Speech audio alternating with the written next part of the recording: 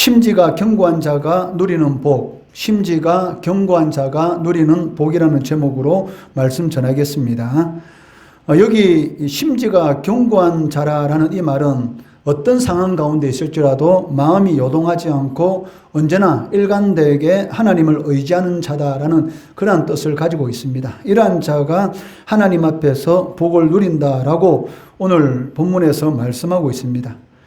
하나님의 심판이 임하게 됨으로 인해서 그동안 억압받던 의인들이 하나님의 놀라운 구원의 은혜를 체험하게 될 것이고, 그로 말미암아 그날의 유다 땅에 찬양이 울려 퍼질 것이다 라는 것을 1절에서 말씀하고 있습니다. 1절 말씀해 보시면, 그날의 유다 땅에서 이 노래를 부르리라. 우리에게 견고한 성읍이 있으며 여호와께서 구원을 성벽과 외벽으로 삼으시리로다 라고 말씀합니다.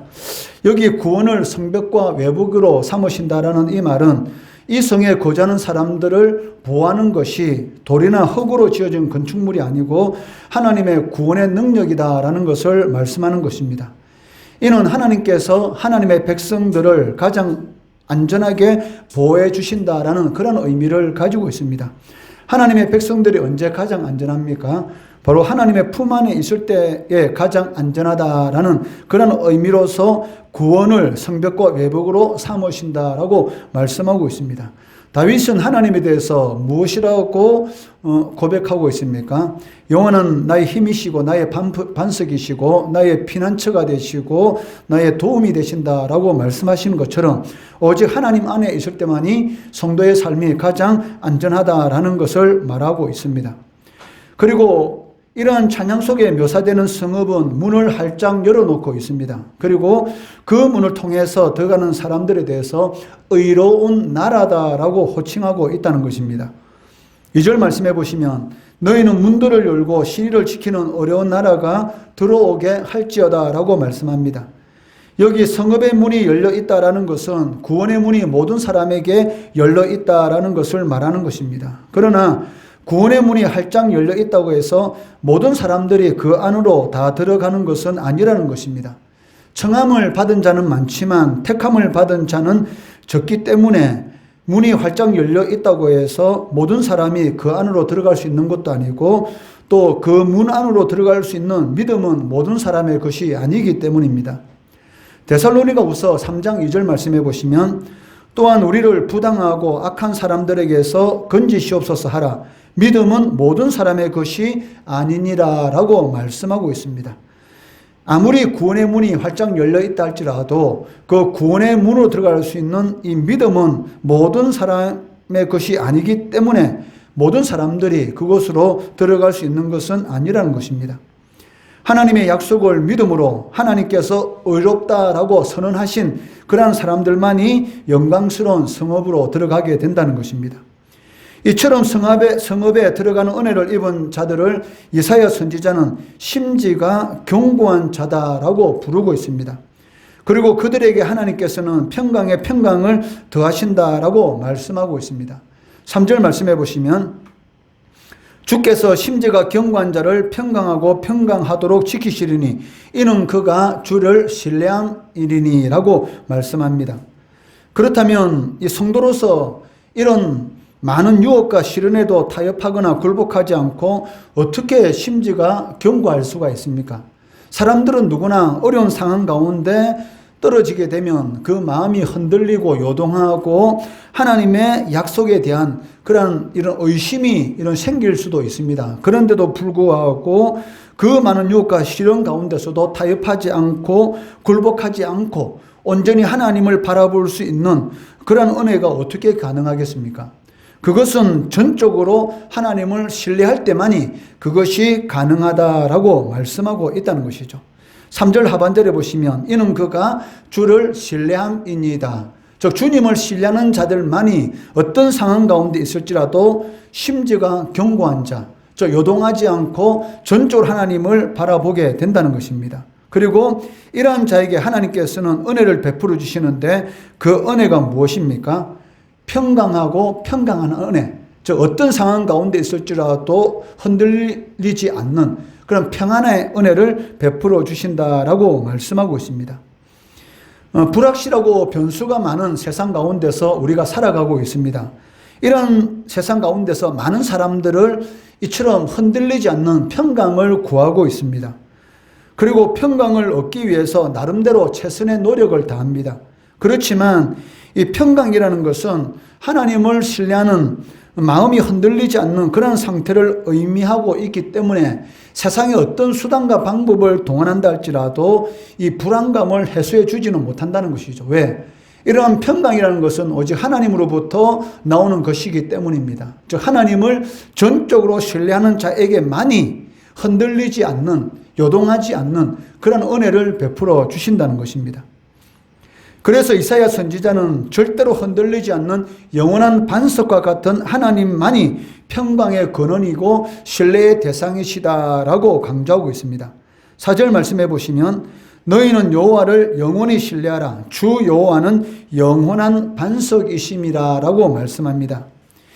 여기 평강이라는 이 단어는 히브리어로 샬롬이라는 단어를 사용하고 있습니다. 이 단어는 완전하고 조금도 부족함이 없는 그러한 상태를 뜻합니다. 그러므로 인간에게 하나님께 주시는 최상의 복에 대해서 말하라면 아마 샬롬이라고 할 수 있을 것입니다. 완전하고 부족함이 없는 그러한 상태. 그런데 이러한 축복을 누릴 수 있는 사람은 바로 심지가 견고한 자, 어떤 상황 가운데서도 하나님을 전적으로 신뢰하고 의지하는 그러한 자에게 하나님께서 이 샬롬의 은혜를 베풀어 주신다라고 말씀하고 있다는 것이죠. 즉 샬롬의 은혜는 다윗의 고백처럼 여호와는 나의 목자시니 내가 부족함이 없으리로다라는 그런 고백을 할 수 있는 은혜다라고 말을 할 수가 있습니다. 그러므로 하나님께서는 하나님을 신뢰하지 않고 하나님의 통치를 거부하는 교만한 자에 대해서는 철저하게 낮추신다라고 말씀합니다. 그 이유가 무엇입니까? 교만한 자들의 마음에는 하나님의 자리를 차지하고 있기 때문입니다. 5절 말씀해 보시면 높은 데 거주하는 자를 낮추시며 솟은 성을 헐어 땅에 엎으시되 진토에 미치게 하는도다. 즉 높은 데 거주하는 자, 하나님을 대적하고 마음으로 하나님의 자리를 차지하고 있는 자들, 이러한 자들을 하나님께서는 반드시 낮추신다라고 말씀하고 있다는 것입니다. 피조물인 인간이 창조주의 자리를 과연 넘볼 수가 있습니까? 그것은 불가능한 것입니다. 그런데도 불구하고 그 한계를 넘어서서 하나님을 대적하는 자신의 자리를 지키지 않는 것은 그 자체가 바로 하나님이 정하신 이 선을 넘는 그러한 범죄다라고 말을 할 수가 있습니다. 유다서 1장 6절 말씀해 보시면 또 자기 지위를 지키지 아니하고 자기 처소를 떠난 천사들을 큰 날의 심판까지 영원한 결박으로 흑암에 가두셨으며 라고 말씀하고 있습니다. 유다서 1장 6절의 말씀은 사탄과 사탄을 따르는 악한 영들이 왜 하나님 앞에 저주를 받게 되었는가, 그 원인에 대해서 말씀하고 있는데 그 원인이 무엇입니까? 바로 자기 지위를 지키지 않았다는 것입니다. 자기가 있어야 될 자리가 있는데 그 자리를 벗어나서 하나님과 똑같이 되겠다는 그런 교만한 마음을 품었기 때문에 결국 하나님께로부터 심판을 받고 영원한 결박으로 흑암에 갇히는 그러한 저주를 받게 되었던 것입니다. 마찬가지로 성도라고 하면서도 자신의 자리를 지키지 않고 마치 자신이 하나님인 것처럼 행하게 되면 이러한 하나님 앞에 징계를 받게 된다는 것입니다. 정직하신 하나님은 정직한 자의 길을 걷는 의인들을 곧고 바른 길로 인도해 주십니다. 그리고 그들의 길을 평탄케 하신다라고 말씀하고 있습니다. 7절 말씀해 보시면 의인의 길은 정직함이요 정직하신 주께서 의인의 첩경을 평탄하게 하시도다라고 말씀하고 있습니다. 이처럼 의인의 길을 평탄케 하시는 이유가 무엇입니까? 그들이 하나님의 뜻에 합당한 삶을 살았기 때문입니다. 하나님께서는 하나님의 뜻에 합당한 삶을 살아가는 하나님의 자녀들에게 평탄케 하시는 그런 은혜를 베풀어 주시는데 저 성도의 길 앞에 있는 산과 같은 그런 장애물을 평지와 같이 만들어 주시고 광야의 물길을 열어주시는 그런 은혜를 베풀어 주신다는 것입니다. 이러한 하나님의 평탄케 해주신다라는 이러한 약속은 그 성도들의 삶 가운데 고난과 역경이 존재하지 않는다라는 그런 의미는 아닙니다. 저 고난과 역경이 성도들의 삶 가운데 있지만 그러한 역경을 이길 수 있는 그러한 은혜, 하나님이 기뻐하는 길을 계속 갈 수 있는 그러한 은혜를 베풀어 주신다. 즉 그러한 힘을 주신다라고 말씀하고 있다는 것이죠. 그렇기 때문에 마음이 흔들리지 않고 견고한 그러한 마음을 가지고 심지가 견고한 자의 삶을 살아가기 위해서는 어떻게 해야 되는가? 즉 마음이 흔들리지 않도록 하는 견고한 곳에 우리가 서 있어야 한다는 것이죠. 수시로 변하는 세상과 환경, 그리고 우리의 형편과 상황 가운데 우리의 마음이 꽂혀 있다면 마음이 요동할 수밖에 없는 그러한 상황 가운데 처하게 될 것입니다. 이것은 애초에 시작이 잘못된 것이죠. 흔들리지 않는 반석 위에 우리가 서 있어야지만이 어떤 상황 가운데 있을지로 흔들지 않는 것이지, 이 반석이 아닌 너무나 쉽게 무너질 수밖에 없는 그러한 썩은 나무 위에 서 있다든지 아니면 이 약한 흙 위에 서 있다 보면 조금만 흔들림이 있으면 그것은 무너질 수밖에 없다는 것입니다. 그렇기 때문에 흔들리지 않는 견고한 곳에 서 있게 된다면 어떤 상황 가운데서도 우리의 마음이 요동하지 않는데, 흔들리지 않는 곳을 오늘 본문 말씀에는 뭐라고 말합니까? 바로 영원한 반석이신 하나님이시다라고 말씀하고 있다는 것이죠.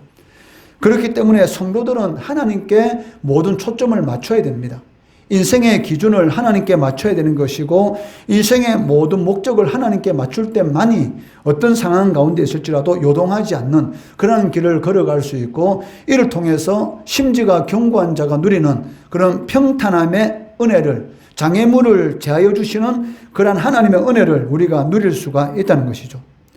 그렇기 때문에 성도는 자신이 의지하고 있는 지금 이 순간에 우리가 의지하고 있는 것이 무엇인지를 잘 점검해 보아야 한다는 것입니다. 하나님만을 전적으로 신뢰하고 의지하는 그러한 삶을 우리가 살아가고 있는가? 아니면 아무 생각 없이 상황에 맞추어서 그 상황에 맞는 하나님이 아닌 다른 것을 의지하고 신뢰하는 그러한 삶을 살아가고 있는가? 그것을 잘 점검해 보아야 한다는 것입니다. 하나님이 아닌 다른 그 무엇을 의지하게 된다면 그것은 이 썩은 밧줄과 마찬가지로 떨어질 수밖에 없다는 것입니다. 하나님을 전적으로 신뢰하고 의지하게 될 때 하나님께서 우리들에게 평강과 이 평탄의 은혜를 베풀어 주시고, 앞에 장애물이 있다 할지라도 그 장애물 때문에 넘어진다든지 낙심한다든지 실족하는 그러한 일이 없도록 하나님께서 붙들어 주시고 이길 수 있는 그런 은혜를 베풀어 주신다는 것입니다. 이러한 하나님을 전적으로 신뢰하는 심지가 견고한 자의 삶을 통해서 하나님이 주시는 평강과 평탄의 은혜를 누리시는 우리 성도 되시기를 주의 이름으로 축원합니다.